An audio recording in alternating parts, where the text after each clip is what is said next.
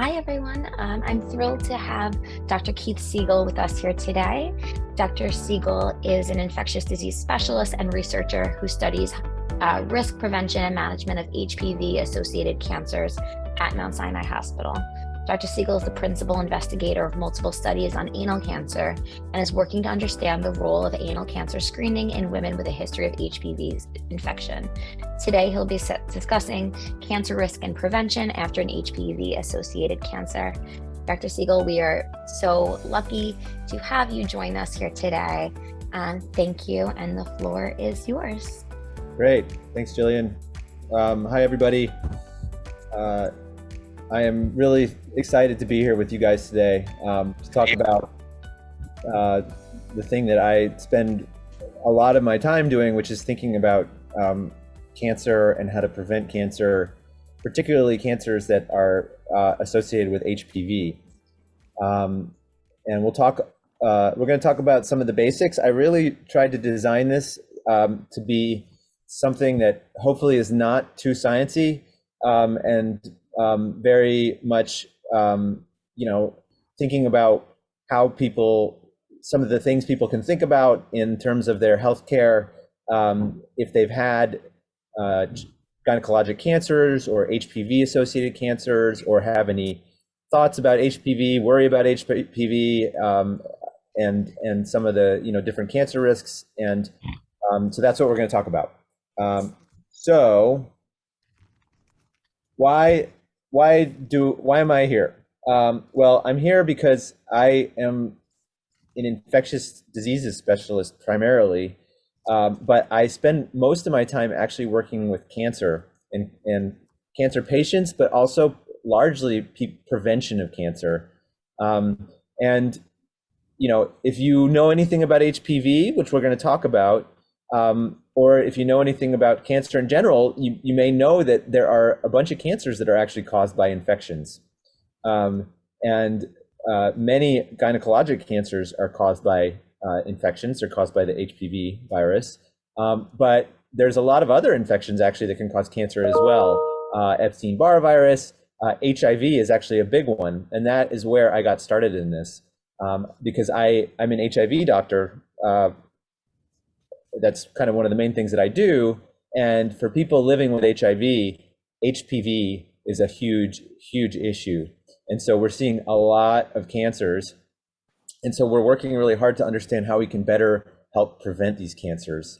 And one of my goals in speaking with groups, and I've given this talk to other groups of men and women and all kinds of folks, is that a lot of people don't realize that when they've had a cancer from HPV, they may be at increased risk of a second cancer from HPV. And so a lot of what I focus on is trying to understand how to best prevent and detect cancers related to HPV among women who have already had a cancer or a precancer. And I'll explain what I mean by all of that as I go along here. So what are we going to talk about? Well, we're going to spend some time talking about HPV, the human papillomavirus, which is, a big problem, a problem that we have some solutions for, and we'll talk about those things. But we're going to talk about why this virus is so tricky, why it causes problems. What happens when a person gets HPV? Do they get rid of it? What are some things they can do? We're going to talk about how HPV causes cancer and what that means for all the different things that we do for people that have HPV.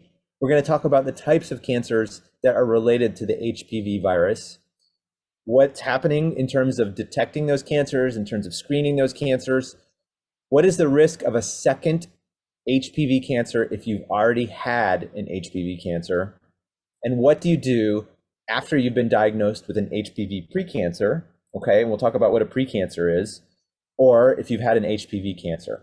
Okay, what are some things you can do? So what is HPV? Hopefully everybody's heard of HPV because I think it's a really important thing to be aware of. HPV is a group of viruses. You can think of it as a family of viruses. Now, when we get infections, infections pretty much fall into 3 or 4 different categories, okay? And when I talk about infections, I mean colds, stomach infections, any kind of infection. So infections can be caused by bacteria, they can be caused by viruses, or they can be caused by funguses and yeast. And there's actually one other group, which is parasites. But viruses are one of the big groups of infections, and HPV is a family of viruses, okay? HPV is spread through, it's largely spread through sex, but not always, okay? It's not always spread through sex. So people can get HPV from non-sexual contact. They can spread it around their body from non-sexual contact, although it is mostly spread through sex, okay? It's spread through vaginal, anal, and oral sex. Like I said, HPV is a family of viruses, and there's a bunch of them. We give them numbers, and the numbers go up to like 100, okay? So there's a lot of different types of viruses in the HPV family. And we classify them based on their risk of causing cancer. So there's low-risk HPVs, and there's high-risk HPVs. HPV is most commonly associated with warts, okay? The HPV viruses, these ones that cause cancer, they cause cervical cancer, other types of cancer, they also cause warts. And we're going to talk about warts and what having warts means. Warts on your body, on your skin, are actually caused by viruses as well. But they don't tend to be, they're usually not cancer-causing warts, the ones that you get on your skin. And they're also different types of viruses than the ones when you get warts and HPV infection in your genitals. HPV is everywhere. Almost everybody is going to get infected with HPV at some time in their life, okay? Almost everybody, like 90% of people. So almost all of us have had it at some point, and many of us, we have it and we get rid of it, okay? Our body controls it. But half of people that get HPV will get a high-risk type. And remember, when I said high-risk type, I mean a type that is associated with cancer. It's a type that is more likely to cause cancer, okay? But most HPV infections do not cause cancer, okay?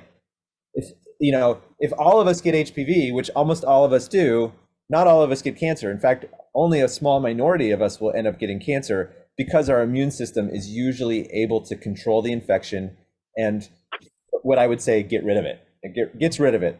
It gets to the point where we can't measure it anymore. We can't detect it anymore. So the problem is, and the reason that some HPV infections are called high risk is because those are the types of HPV that are most likely to not go away. They stay there, the virus continues to grow and replicate, and it causes a lot of problems. And we'll talk about what those problems are. Okay. So this is a slide looking at HPV in the United States. And you can see, so what we see on the left here is the percentage of women in each age group. So this is age 14 to 19, 20 to 24, et cetera, in 2004. What proportion of that group of women at that age group had HPV infection? Okay, so on the left here, we're seeing any kind of HPV. And like I said, when you look at women aged 20 to 24, they have the highest amount. Why do you think that is? Well, again, most of these infections are spread through sex. And, so this is probably the group that's having the most sex potentially. On the right here, we see high-risk HPV. So these ones that are most likely to cause cancer. And in the bars, we're looking at all people. And in the bluish, lavenderish one, we see men. And in green, we see women. And as you can see here, HPV is much more common in men than in women. But the numbers are very high. 50% of women in age 20 to 24, we can find HPV. Many more of them will have had HPV and gotten rid of it already. So eventually, like I said, 80 to 90% of people will acquire some form of HPV infection during their life. So HPV is incredibly common and more common in men than women. So how does HPV cause problems? Well, HPV causes problems because it integrates into the DNA of your cells, okay?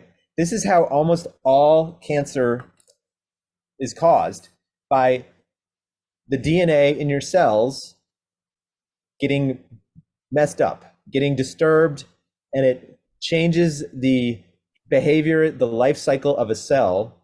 And eventually, if enough problems happen to DNA, a cell becomes immortal. Okay, it can't die anymore, and so it will continue to replicate. It causes, you get more changes, and it's able to break off and go to other parts of the body and become metastatic. This happens differently for every type of cancer. For lung cancer, for instance, smoking causes a lot of these DNA disturbances, these DNA mutations or DNA problems. And with HPV-associated cancers, it's because the virus itself actually breaks into the DNA of the cells that it infects and causes changes. And if you get enough of these changes, I don't know who you are. they eventually, it can eventually turn into cancer. Now, this is a bit of a complicated slide, but this is the part of the thing that I am the most interested in. This is the what we call the natural history, or the progression of infection with HPV and things turning into precancers and eventually turning into cancer. So we start out, so HPV most commonly affects 3 places in the body: the throat, okay, which we call the oropharynx in medical terms, the cervix, and the anus, okay? That it also can infect the penis as well, but I don't talk about that one very much in this talk. But these are the most common sites. So we get exposed to HPV, we get infection in those areas, and so the tissue itself gets infected with HPV virus. Most people will get infected, and then the immune system just takes care of it. It gets rid of the HPV infection. It controls the infection. Okay, that's what happens most times. But for some reason, in some people, the infection stays there. The body cannot control it. And the tissue gets more of that DNA damage, and the tissue, the cells in the area that gets infected, so the area of the cervix or the throat or the anus, then turns into what we call a precancer. What's a precancer? A precancer is a cell that's gotten some damage from HPV, and it's at high risk of turning into an actual cancer, okay? Each of these different stages can go backwards. So you can get HPV infection and your body can take care of it. You can get a precancer and your body can take care of it. One thing that people don't realize, actually, is that you can even get a cancer and your body can take care of it on its own. So all of these different stages can potentially regress, get better, go backwards, but not always. And so that's why in some situations, people end up with cancer, okay? So we started by talking about, I started by talking about HPV infection and that most people get rid of it, okay? But some people don't. And this to me is very, very important to figure out. It's something that most of my projects are really dealing with, is why do some women not get rid of HPV? Why do some women's bodies not control this infection? Well, the things that contribute to it often are a suppressed immune system, which can be from a lot of different things potentially. It can be from medical treatments. It can be from having HIV. It can be from having another cancer. Smoking also slows the getting rid of the HPV infection. And some people just have this genetic predisposition. They have a family history, something that they inherited that doesn't allow them to control the HPV infection, okay? So it's a lot of different reasons. And this is something that we're working hard to figure out so that we can actually tell people, hey, this is why you have this infection. This is why your body's not getting rid of it. This is what we can do to help. This is also maybe a little bit of a complicated figure here, but it goes along with what I was saying. There's different stages of the development of cancer from HPV. We start with normal cervix, normal throat, normal anus. You get HPV infection. That progresses to a precancer. This is a term for a precancer, a medical term for a precancer. We call them HSILs. And then that can turn into a cancer. What this figure is showing here is as people grow older, what is the chances that they're going to have one of these different stages in their body? And I actually don't have we can't see exactly what these proportions are, but you can just see relatively. As people grow older, early on in their 20s, they have a lot of HPV infection, and as they age, that infection turns into a precancer, and then slowly over time, we see development of actual cancers. The cancers are the least frequent thing to happen, but slowly over time, we see that development. Remember, I said HPV is a family of viruses. We see a ton of different types, and this is just illustrating which HPV types are the high-risk types, which we find in cervical cancer and the other cancers, and which are the low-risk types. So these are the ones that we test for on the bottom here. These are the ones that we're most interested in. And as I mentioned, up to half of women are going to be infected with one of these high-risk types at some point in their life, okay? Flip a coin, 50% chance, but most people will get rid of it, okay? Most people will get rid of that infection. In terms of, and this is something that, may be very, very specific, but a message that I think many of us are trying to get out is that one particular HPV type is the worst, okay? It is responsible for the most cancers, and that's the one at the top here. This picture is showing which of the HPV types are most responsible for cervical cancer, and the one that is the most is this one, HPV-16, okay? Now, when people go to the doctor and get a pap smear of their anus or of their cervix, or HPV testing of their throat, sometimes is happening nowadays as well, you actually do get this information, which HPV types you have. And number 16 is the one, when I see number 16, I say that this is a patient that I need to keep a closer eye on, because this is the one that causes the most problems. So number 16 and number 18 for cervical cancer are the biggest problem. It's different for anal cancer. Anal cancer is almost always from number 16, okay? But number 6, you see a pattern here. Number 16 is the one. It causes most of the cancer. So it's the one that we have to be the most careful about. Well, why is HPV-16 so bad? This is an extremely big picture of what the virus looks like in an electron microscope. But HPV-16 is so bad because it just has gotten really good at not going away. It stays in the body. The immune system has a very hard time controlling it, getting rid of it. And so it just stays there, and it's able to have more time to cause problems, to damage cells, to create precancers. So the most common thing that HPV causes is warts.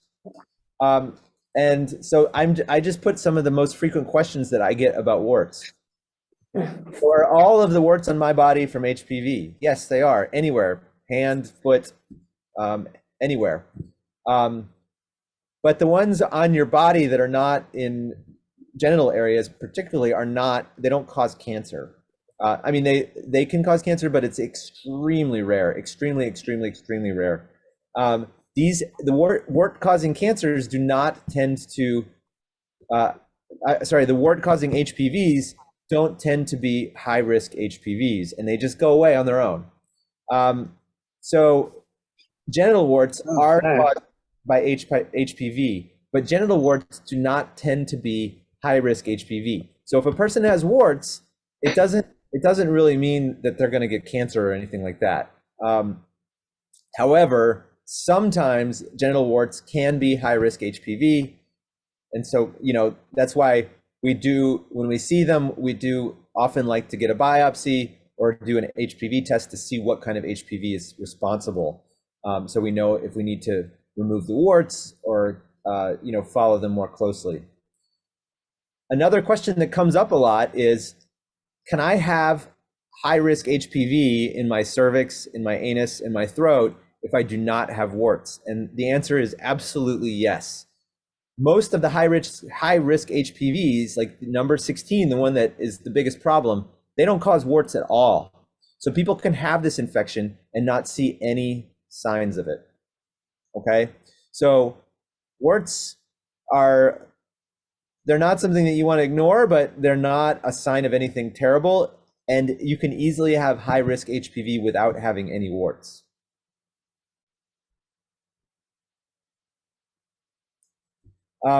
So again, this is just reiterating something that I showed you guys before. This is a very sort of scientific drawing of the cells in the body as they develop a cancer from HPV. This is the cervix right here, and this is looking actually at the cells if we were to take a slice when we do a biopsy. And these things, L-sil and H-sil, those you might see if you look at your pap smear reports. This is what we put in pap smear reports. This is what we put in biopsy reports. And what L-sil and H-sil mean is precancer, okay? L-sils are what are called low-grade precancers, and H-sils are high-grade precancers. L-sils we don't get too concerned about. They're very common, and most of them will just turn back into normal on their own. But these H-sils are the high-risk precancers. So what we see here, and the reason that I sort of spend a lot of time on this is important for understanding how we prevent the cancer. So how do we prevent HPV cancer with screening? Well, with the cervix, we do a pap smear test, and we're looking to see if any of those signs of a precancer are there. If that's abnormal, then we do something called the colposcopy procedure, where we go in and we look at the cervix, or we look at the anus, or we look at whatever part of the body we're interested in, and we take biopsies to see if there is any evidence of precancer. If we find a precancer, a high-risk precancer, then we treat it by removal. And there's a lot of different ways that we do that that I'm not going to go into. So almost everybody gets HPV, and I alluded to this before. Almost everybody gets it. Why do some get cancer and some don't? Well, most of us clear HPV, but sometimes we get reinfected with HPV, and people that maybe get reinfected more frequently might have a higher risk of having long-term HPV. Sometimes our bodies are just not very good at getting rid of those precancers. And some, screening with pap smears and things like that really probably does have benefit in preventing cancer. I shouldn't say probably does. It has a benefit in preventing cancer. And so people that are screened are less likely to get cancer. The last thing is HPV vaccination is a very, very, very helpful and effective tool for preventing HPV cancers. So HPV cancers in the United States, they are going up, okay? They've nearly doubled in the last 20 years in the United States. The main HPV cancers in women are cervical cancer, vulvar cancer, anal cancer, and oropharyngeal cancer, which is tonsil throat, and then vaginal cancer. HPV causes almost all cervical cancers and almost all anal cancers, okay? It causes most vulvar cancers, and it causes about half of throat cancers, tonsil throat. This is what's happening. We're doing well with cervical cancer in the United States. It's going down. So this is a picture of, we're looking at years here at the bottom. What's happening with cervical cancer in the United States? The line is going downwards. So cervical cancer is going down, and that's probably because of the vaccine and because of screening, but throat cancer is going up. Part of that is we don't have great tools for preventing throat cancer. But most other HPV cancers are not going down. This is very complicated, but this is looking at almost all of the other HPV cancers. Some of them, in fact, are going upwards, and I think I have a little more detail on that. Well, I'll be going into a little more detail on that when I talk about the specific cancers. So there's 250,000 cervical cancer survivors in the United States. So this is a huge group of women. And there's an even bigger group of women that have had high risk precancers, over 20 million. So this is a huge group of people that have had HPV associated problems of some form. And one of the main reasons I'm talking today is that if you've had one of these things, there actually is an increased risk of other cancers, and we need to think more carefully about how we handle that situation. So unfortunately, because of the whole issue of, remember what I said earlier, if you had an HPV cancer, that means that, potentially your body is not as good at getting rid of HPV. So if you think about that, if you had one, you are at increased risk of a second HPV cancer, because for whatever reason, your body wasn't able to get rid of the HPV the first time around. And this is just data from a bunch of different studies that showed that people that had a first HPV cancer, they had a much higher risk than expected of a second HPV cancer. So a cervical, cancer, and then a throat cancer, a cervical cancer, then another cervical cancer, a cervical cancer, and an anal cancer. My group has looked at this as well, and we saw that, people that had a cervical cancer were at a higher risk of a vaginal cancer later on. And one in 50 women that had cervical cancer ended up having a second HPV cancer. So unfortunately, not as small of a number as we would hope. The other thing is, so this is looking at, in the blue, people that had a precancer, a cervical precancer. What was the risk of a second other type of cancer? So we see anal cancer here, we see vaginal cancer here, and we see any other HPV cancer. So if you had a precancer, your risk of an HPV cancer at another place was increased, okay? So this is why a lot of my work is focused on trying to improve looking for other HPV cancers in people that have already had a precancer or an HPV cancer. And the cancer that I focus on is one that sometimes people don't love to talk about, which is anal cancer, okay? Sometimes I say butt cancer. This is different than rectal cancer or colon cancer, which people get screened for using colonoscopy. Anal cancer is actually different. It's just right at the beginning, the anus, right at sort of the first inch or two of your colon. So anal cancer is becoming a problem in women, or has been a problem that's getting worse. This is showing, this is research that we did looking at rates of anal cancer in women between 2000 and 2015. And you can see these lines are going in the wrong direction. The anal cancer is going up among women in the United States. And it's one of the fastest growing cancers in the United States, and it's most prominent in older women. So it was increasing 3% per year, which is, in terms of cancer, that's really, really, really concerning. And the reason that I'm most concerned about it is we're not doing anything about it. We're not doing any kind of uniform screening. And like I said, so this is looking at cervical cancer over time and anal cancer over time. We're doing a good job with cervical cancer. It's going down. We're seeing less of it, which is a huge victory. And, I really think that with vaccination, these cancers can, there's a chance that they will go away, in the next 50 years. But right now, cervical cancer is going down, and anal cancer, the other big HPV cancer, is going up. Well, what can we do to prevent second cancers? Well, one thing is getting the HPV vaccine. The HPV vaccine works very well. It's 2 doses. It protects against the 9 most common high-risk HPV types. You get a very strong immune response, and it's very, very effective. I think I'm going to take questions right now, just because I don't want to get too far into it before we start answering questions. So I'm going to start with, I see a hand up, but I'm going to start with the chat just because the chat ones have been here a little bit. So if you were diagnosed with precancer cells and a confreeze as a young adult, is there a chance you will get cancer later? So yes, so precancer is diagnosed as a young adult. There is an increased risk of other HPV cancers later on in life. And that actually is, the situation that we are, that's the group that we are advocating.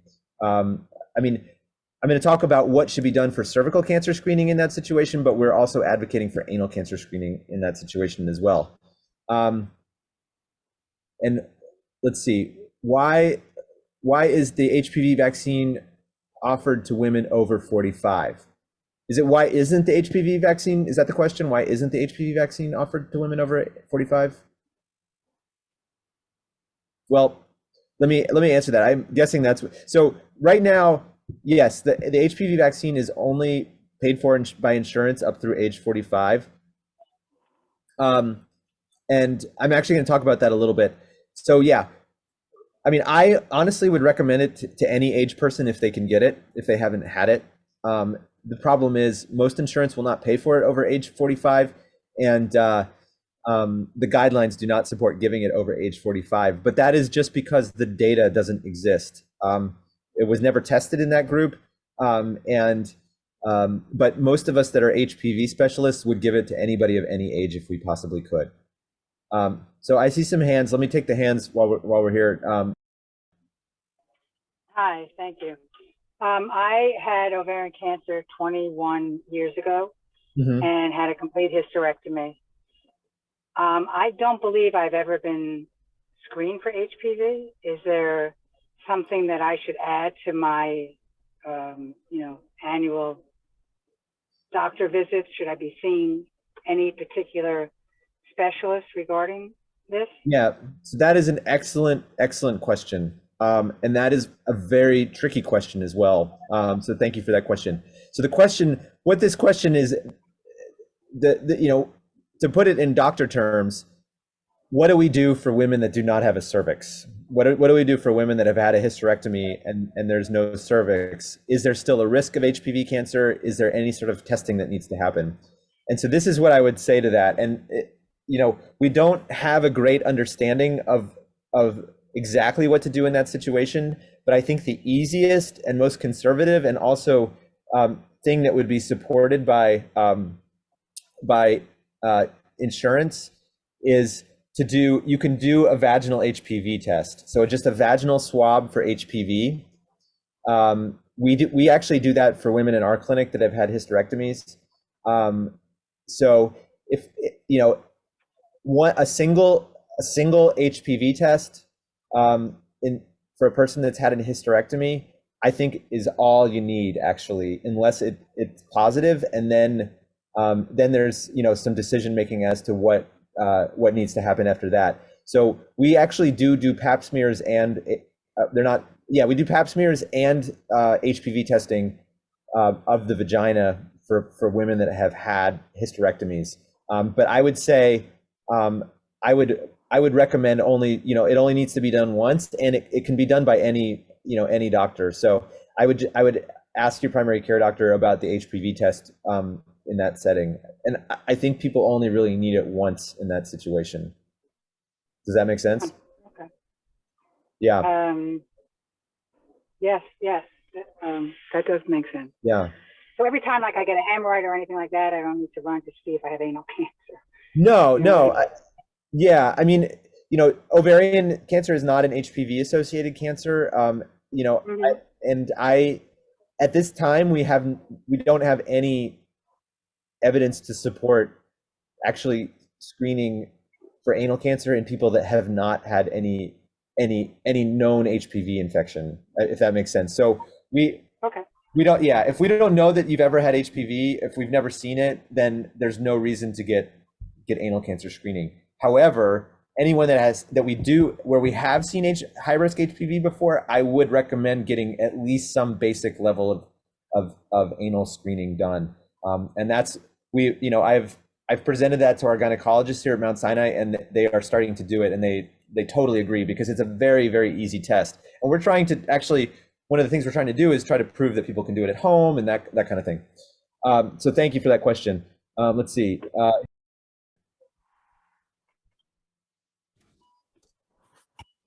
Yes. I have been through cervical cancer, had radiation and chemo. But during my treatment, one of the questions that I tried asking my doctor, if she could have told me what was the cause of a person getting cervical cancer, and at that point, my question was not answered. No, you have empowered me, because I'm gaining much information as to causes and preventions.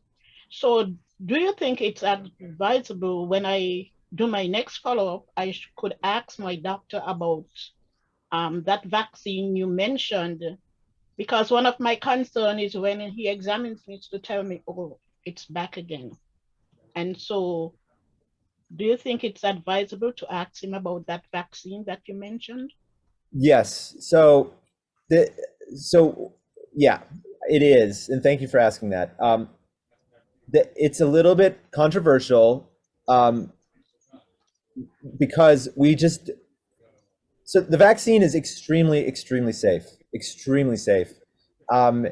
If it were me, and again, I am not basing this on any study that has ever been done. Well, the studies may have been done and I'm not aware of them, but we are strong advocates of people that have had an HPV-associated cancer, that we get them the vaccine, because it probably does empower your immune system against HPV.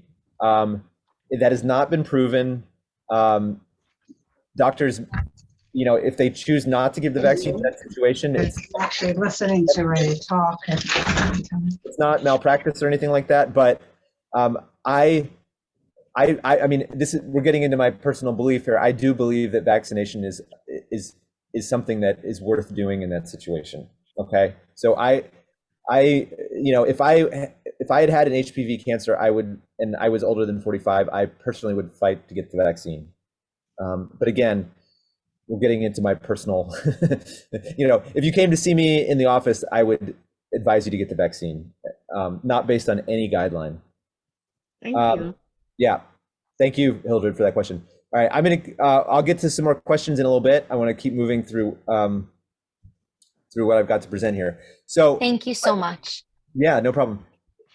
So women up to the age of 45 can be vaccinated. Does that mean it's dangerous or useless in over age 45? No, there's nothing magical about 45. It's just, that's who it was tested in, and that's who insurance will pay for it in. It's very hard to get it over age 45, but there is nothing wrong with getting it over age 45. Seriously. And I think someday we probably will realize that we probably should have done it at older ages. The problem is that everybody needs data. Should women, and I say it here, this in the slide here, should women who have had cervical cancer or precancer get vaccinated? Absolutely, yes, 100%. Absolutely. And we do, there is data to show if you had a precancer, a cervical precancer, and you get the vaccine, it lowers your risk of the precancer coming back. Okay, so the problem is, well, the good thing is cancer is still relatively rare, so we just don't have enough information to really know what the best thing to do for vaccine is sometimes. So how do we prevent second cancers? Well, vaccination I think is something that we can do, but it does not necessarily help you get rid of your high-risk HPV that you already have. That's something that we're working on. We're trying to create better tools for helping people get rid of their high-risk HPV infection. Fortunately, more and more people are getting vaccinated, and this is going to ultimately be what's going to help us get rid of cervical cancer and anal cancer and penile cancer and throat cancer. getting rid of HPV, vaccinating the population, because if people don't have HPV, they can't spread it to anybody else. So this will have a tremendous benefit eventually. What else can we do? Well, quitting smoking is very important. It increases the risk of most HPV cancers, and it is particularly important with throat cancer. So, and I am a huge advocate of smoking cessation. I run 2 smoking cessation programs in our clinic. There are the medications that can help. Nicotine replacement helps. There's a lot of tools that we have. So if smoking is something that you need help with, please, please, please, please, please ask your doctor. Come in. Let's talk a little bit about cancer screening. So in general, the recommendations for cervical cancer screening continue to change all the time. And this is the federal guidelines for cervical cancer screening. Right now, it's down to getting a pap smear every 3 years if your pap smears are always normal. And you can, this gets kind of like complicated, but you can have HPV testing as well, and that kind of changes how often. Now they do say in the recommendations, if you've had a hysterectomy with removal of the cervix, as long as you've not had any history of a high-grade cervical precancer or cervical cancer, that you do not need any screening. But as I mentioned, I would probably advocate for just one single HPV test. The other thing is, if you had your hysterectomy and you had your cervix removed because there was a precancer or because there was a cervical cancer there, then I would definitely advocate for screening, vaginal screening, probably every couple of years, if it's normal.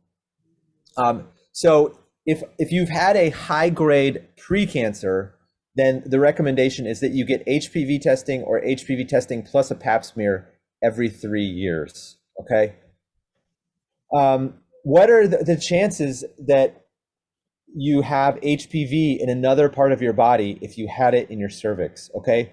Why do I say it like this? Well, most women that have been tested for HPV, they got tested in their cervix. Okay. Because that's where we do it.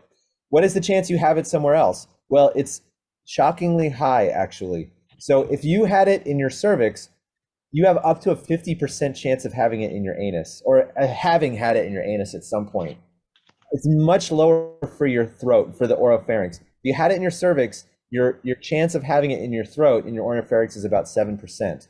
And these don't necessarily pass because of sex. They can pass from other, HPV can move out around your body just from stuff that you do. Okay, not, it doesn't have to be anything sexual. And one myth that I would like to dispel is that you can have HPV in your anus without having had any anal sex. Okay, it can get there, it can get there other ways. So, and I hope I'm not saying anything scary, but this is just to increase awareness. This is facts.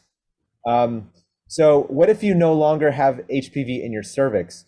Well, this was data from China, so it's from China, and things may be a little bit different, but they found that many women had HPV in their anus even after it had gotten out of their cervix. And for some reason, and we've seen this time and time again, HPV seems to be harder to get rid of when it's in the anus. So in the last few minutes, I'm going to talk a little bit about screening for other types of HPV cancers. The one that I spend most of my time with is anal cancer screening. So if you've had an HPV cancer, or if you've had a cervical precancer, you are at higher risk of anal cancer. And anal cancer is one of the fastest growing cancers in the United States, and we're not screening people for it, and I think that's a problem. Anal cancer screening exists and it works. I'm not saying it's fun, but it's not terrible either. So we are doing it at Mount Sinai. This is Dr. Geiza, who works with me, who only does anal cancer screening all day, every day, and has been doing it for a very long time. It's almost the same as the cervix. We do pap smear, we do an HPV testing, and if any of those things are abnormal, then we do something called anoscopy, which is like the colposcopy that people do in the cervix. So if this is something that resonates with you at all, ask your gynecologist about anal cancer screening. It's just a swab, okay? It's not horrible.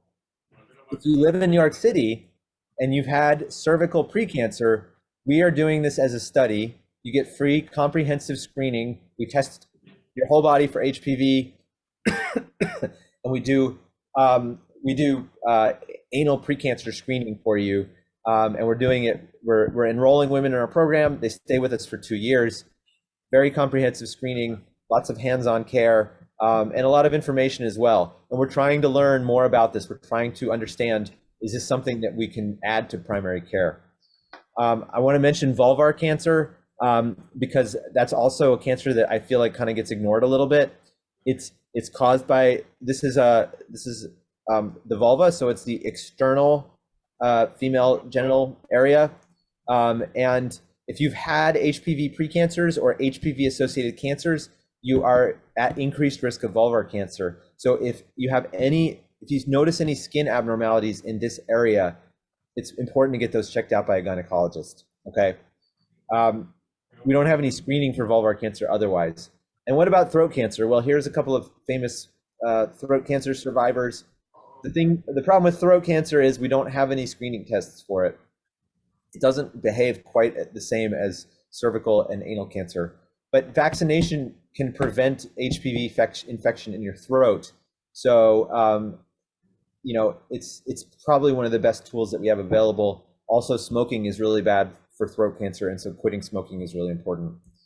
So to summarize, HPV is a virus that infects nearly everybody.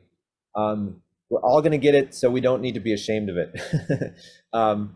You know, many people clear the infection, but some do not. And the people that don't clear the infection can develop precancers and, in rare situations, cancer. People with weakened immune systems and those that smoke have a hard time clearing HPV. These cancers include cervix, cervical cancer, vaginal cancer, vulvar cancer, anal cancer, oropharyngeal cancer, and penile cancer. Vaccination is a good idea for anyone, and it still likely has value if you've been diagnosed with a precancer or a cancer. And my big thing is anal cancer screening. This may be appropriate for women who have had cervical or vulvar precancers or cancers. I'm a super strong advocate, but you know, this is like the thing that I've spent all my time on, so I'm a little bit biased about it, but this cancer is going up in the United States, and we really need to do something about it and you know, increase the dialogue about it. And unfortunately, we don't have any screening tests that I'm aware of that have good evidence for throat cancer. So if you have questions about anything that I've talked about, this is my email address. If you're in the New York area and you want to hear more about our screening study where we're screening for anal cancer and we're doing comprehensive HPV testing, please, it's registered with clinicaltrials.government. This is an NIH-funded study. This is our website, swanstudy.org. Our website has very little information on it, but it gives you some links in my email address. And thank you so much for the opportunity to present this to you guys. Dr. Sigel, thank you so much. This was incredibly comprehensive. I have one question in terms of, for women that have HPV and are starting chemotherapy, are there certain chemotherapies that might trigger more of an outbreak? And is there anything specific that you would suggest for those women? That's a great question. So I would not be concerned about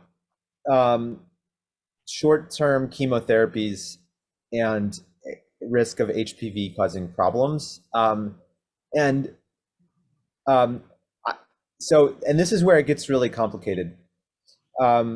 If a person, some chemotherapies now we are using for many, many years, and that's the type of situation where, you know, I would start to say that a person's immune system can be less active, and they definitely should continue regular cancer screening.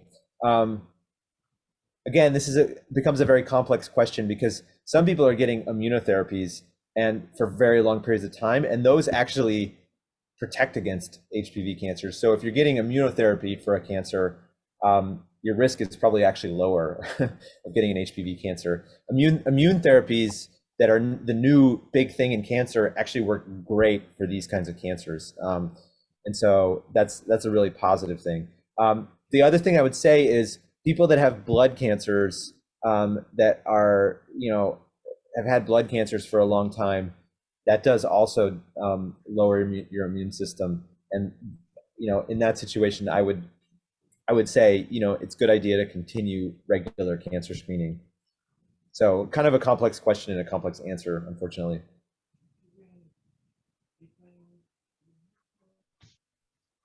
Let me see if there's any other hands up.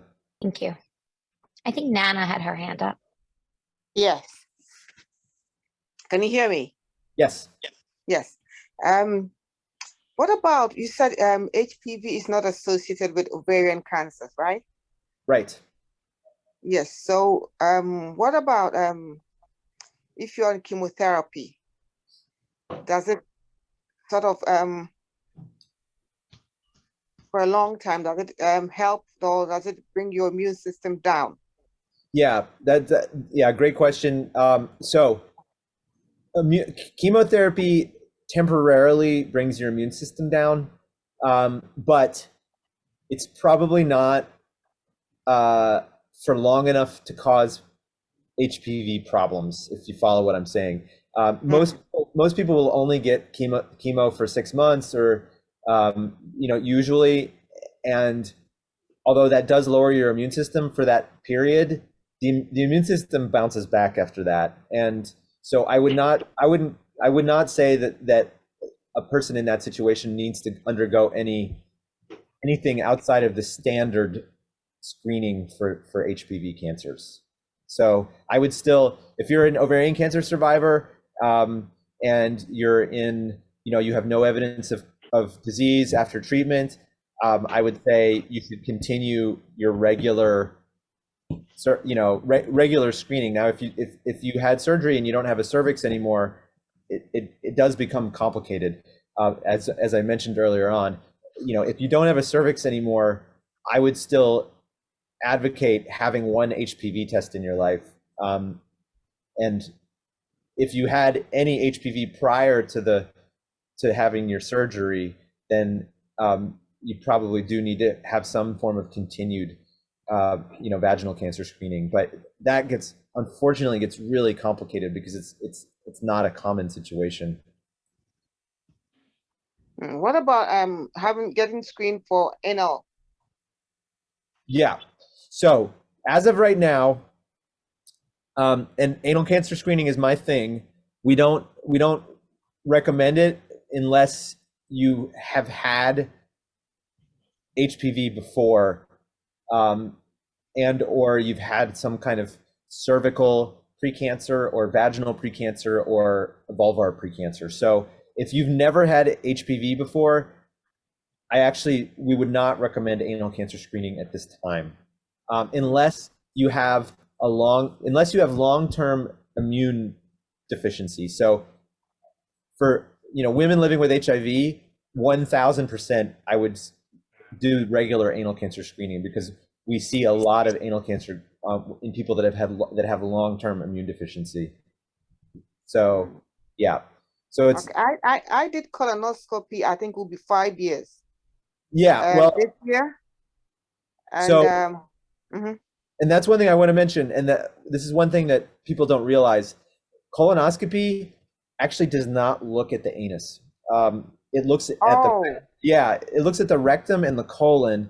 The anus is just the first 2 inches, and that's the only part that gets infected with HPV. And unfortunately, the way colonoscopy is designed, it can't look at that part. So people can have HPV infection in their anus, and they can actually have precancers, and they'll never see it on a colonoscopy. The colonoscopy doesn't look there at all. We're hoping someday to modify colonoscopy so that it looks at the whole thing, but it's actually separate. Yeah. Wow. Good to know. It's very complicated. And the other thing is, it pretty much takes a doctor, and even doctors get screwed up on this.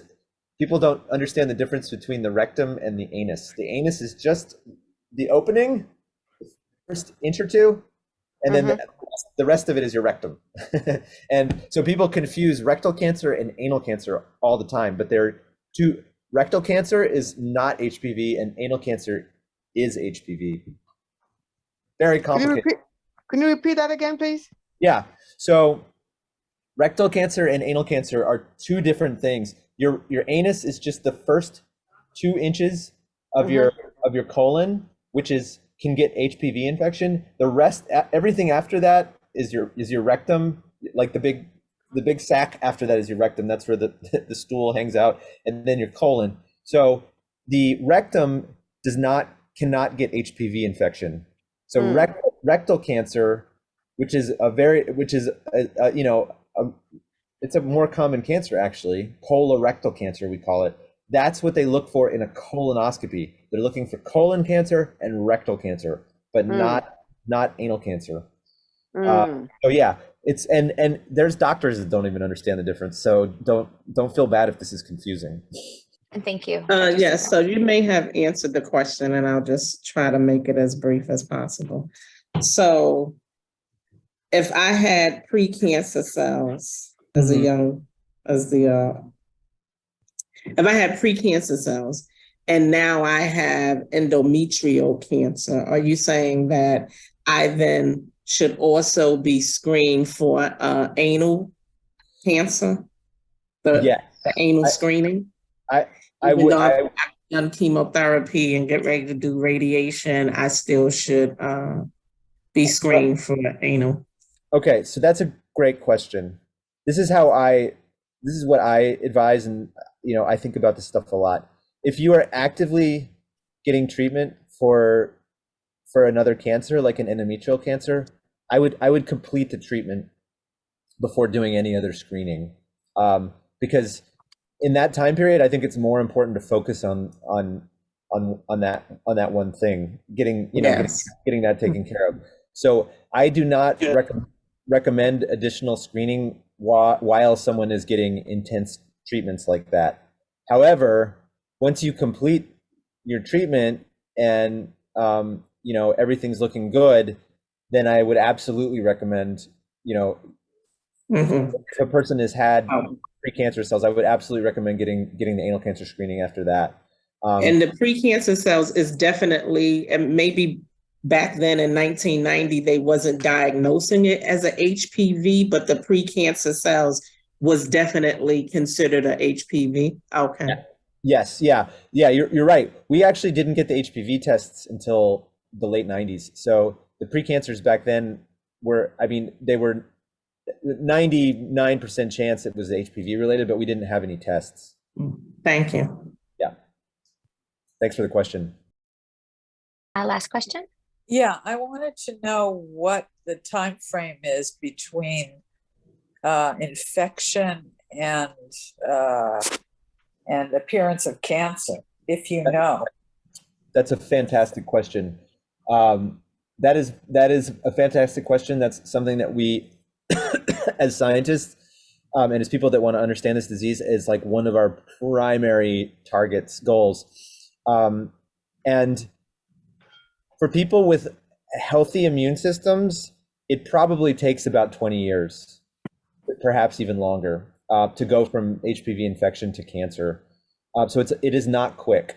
And that's why most of these cancers are actually diagnosed, in older adults, because the infection was probably in people's 20s and 30s, and then there was a 20 to 30 year period where the infection is there. Maybe people don't realize it.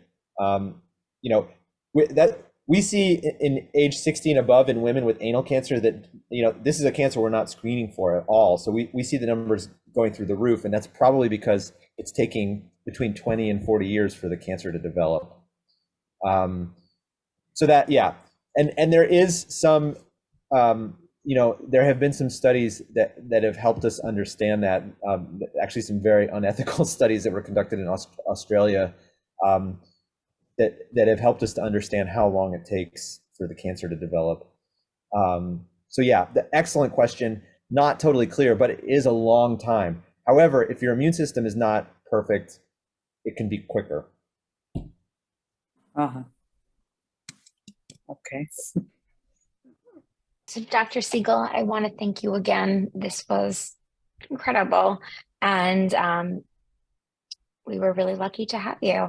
Everyone, it will be recorded. The contact information for Dr. Sigel should be up, I'd probably say by early next week. And if there's any information that you need from Woman to Woman, please just reach out to us. Yeah, thanks everybody. Thank you, everybody. Thank you Thank very much. you. Nice to meet everybody. Have a good rest of the day.